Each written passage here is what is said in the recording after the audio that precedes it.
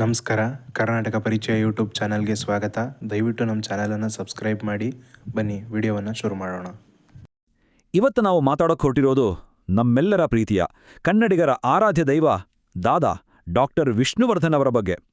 ಯಾಕಂದರೆ ಇತ್ತೀಚೆಗೆ ನಡೆದ ಒಂದು ಬೆಳವಣಿಗೆಯಿಂದ ಅವರ ಹೆಸರು ಮತ್ತೆ ಮುನ್ನೆಲೆಗೆ ಬಂದಿದೆ.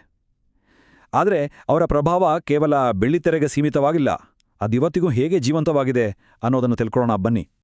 ಹೌದು, ನೀವು ಕೇಳ್ತಾ ಇರೋದು ಅಕ್ಷರಶಃ ಸತ್ಯ. ಸದ್ಯಕ್ಕೆ ಇಡೀ ಕರ್ನಾಟಕದಲ್ಲಿ ಇದೇ ಮಾತು, ಎಲ್ಲೆಲ್ಲೂ ಇದೇ ಸದ್ದು, ದಾದಾ ಈಸ್ ಬ್ಯಾಕ್. ಹಾಗಿದ್ರೆ ಇದ್ದಕ್ಕಿದ್ದ ಹಾಗೆ ಈ ಸದ್ದು, ಈ ಸಂಚಲನಕ್ಕೆ ಕಾರಣವಾದರೂ ಏನು? ಯಾಕೆ ಎಲ್ಲರೂ ದಾದಾ ಬಗ್ಗೆ ಮಾತಾಡ್ತಿದ್ದಾರೆ? ಅದಕ್ಕೊಂದು ದೊಡ್ಡ ಕಾರಣ ಇದೆ. ಅದೇ ಸಿಂಹದ ಗರ್ಜನೆಯನ್ನ ಒಂದು ಹೊಸ ರೂಪದಲ್ಲಿ ಕೇಳೋ ಅವಕಾಶ ನಮಗೆಲ್ಲ ಸಿಕ್ಕಿದೆ. ಅಬ್ಬಾ, ಬರೋಬ್ಬರಿ 25 ವರ್ಷಗಳ ನಂತರ ಅಂದ್ರೆ 1/4 ಶತಮಾನದ ಮೇಲೆ ಕೋಟಿಗೊಬ್ಬ ಸಿನಿಮಾ ಮತ್ತೆ ಥಿಯೇಟರ್ಗೆ ಬರ್ತಾ ಇದೆ. ಆದರೆ ಇದು ಸುಮ್ಮನೆ ಹಳೆ ಪ್ರಿಂಟ್ ತಂದು ಹಾಕೋದಲ್ಲ. ಈಗಿನ ಕಾಲಕ್ಕೆ ತಕ್ಕಂತೆ ಅಂದ್ರೆ 4K ಟೆಕ್ನಾಲಜಿಯಲ್ಲಿ ಸ್ಫಟಿಕದಷ್ಟು ಕ್ಲಿಯರ್ ಆಗಿರೋ ವಿಜುವಲ್ಸ್ ಜೊತೆಗೆ 7.1 ಸೌಂಡ್ ಸಿಸ್ಟಮ್. ಅಂದ್ರೆ ಥಿಯೇಟರ್ ಒಳಗೆ ಕೂತ್ರೆ ಸತ್ಯ ಮತ್ತು ನಂಜುಂಡನ ಅಬ್ಬರ ನಮ್ಮ ಸುತ್ತಲೂ ಕೇಳಿಸ್ತೆ. ಅದಕ್ಕೆ ನೋಡಿ, ಆಲ್ರೆಡಿ ರಾಜ್ಯದಾದ್ಯಂತ ಅಡ್ವಾನ್ಸ್ ಬುಕಿಂಗ್ ಶುರುವಾಗಿದೆ, ಸಿಕ್ಕಾಪಟ್ಟೆ ಡಿಮ್ಯಾಂಡ್ ಕೂಡ ಇದೆ. ಸರಿ, ಈ ಸಂಭ್ರಮ, ಈ ಕ್ರೇಜ್ ಎಲ್ಲ ಬರೀ ಒಂದು ಸಿನಿಮಾ ರೀರಿಲೀಸ್ಗೆ ಅಷ್ಟೇನಾ? ಖಂಡಿತ ಇಲ್ಲ. ಇದು ಆ ನಟನ ಮೇಲೆ ಜನ ಇಟ್ಟಿರೋ ಪ್ರೀತಿಗೆ ಒಂದು ದೊಡ್ಡ ಸಾಕ್ಷಿ. ಯೋಚನೆ ಮಾಡಿ, ಒಬ್ಬ ನಟ ನಮ್ಮ ಜೊತೆ ದೈಹಿಕವಾದಿ ಇಲ್ದೇ ದಶಕಗಳೇ ಕಳೆದರೂ ಇವತ್ತಿಗೂ ಇಷ್ಟೊಂದು ಪ್ರೀತಿ, ಇಷ್ಟೊಂದು ಗೌರವ ಹೇಗ್ ಸಾಧ್ಯ? ಏನಾಗಿತ್ತು ಅವರ ವ್ಯಕ್ತಿತ್ವದ ಶಕ್ತಿ? ಅವರ ಪಯಣ ಶುರುವಾಗಿದ್ದೇ ಒಂದು ಇತಿಹಾಸ. 1972ರಲ್ಲಿ ಬಂದ ನಾಗರಹಾವು ಸಿನಿಮಾದಲ್ಲಿ ರಾಮಾಚಾರಿಯಾಗಿ ಎಂಟ್ರಿ ಕೊಟ್ಟ ಆ ಬಂಡಾಯ ನಾಯಕ ಆಮೇಲೆ ಕನ್ನಡ ಚಿತ್ರರಂಗವನ್ನೇ ಆಳಿದ ಸಾಹಸ ಸಿಂಹನಾಗಿ ಬೆಳೆದು ನಿಂತರು. ಸುಮಾರು 200ಕ್ಕೂ ಹೆಚ್ಚು ಸಿನಿಮಾಗಳು, ರಾಷ್ಟ್ರ ಪ್ರಶಸ್ತಿ, ಫಿಲ್ಮ್ಫೇರ್ ಅವಾರ್ಡ್ಸ್, ಕೊನೆಗೆ ನಮ್ಮ ಕರ್ನಾಟಕ ರತ್ನ. ಹೀಗೆ ಅವರು ಕನ್ನಡ ಚಿತ್ರರಂಗದಲ್ಲಿ ಅಳಿಸಲಾಗದಂತಹ ಒಂದು ಛಾಪು ಮೂಡಿಸೋದ್ರು. ಆದರೆ ವಿಷ್ಣು ಸರ್ ಅಂದ್ರೆ ಕೇವಲ ನಟನೆ ಅಷ್ಟೇ ಆಗಿರಲಿಲ್ಲ.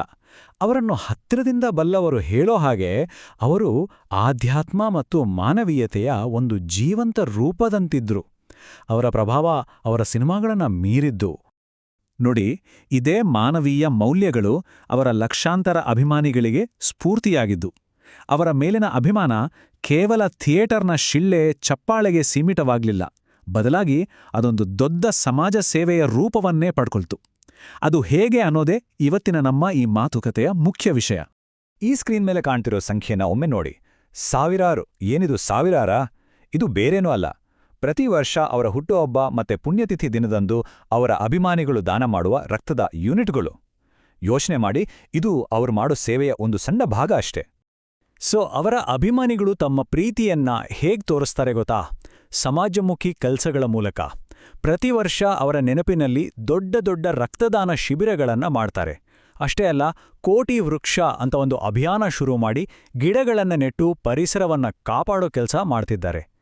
ಇನ್ನು ರಾಜ್ಯಕ್ಕೆ ಪ್ರವಾಹದಂತಹ ಯಾವುದೇ ಕಷ್ಟ ಬಂದ್ರೂ ವಿಷ್ಣು ಸೇನಾ ಸಮಿತಿ ಅನ್ನೋ ಸಂಘಟನೆಗಳು ಮೊದಲು ಬಂದು ಸಹಾಯಕ್ಕೆ ನಿಲ್ತವೆ.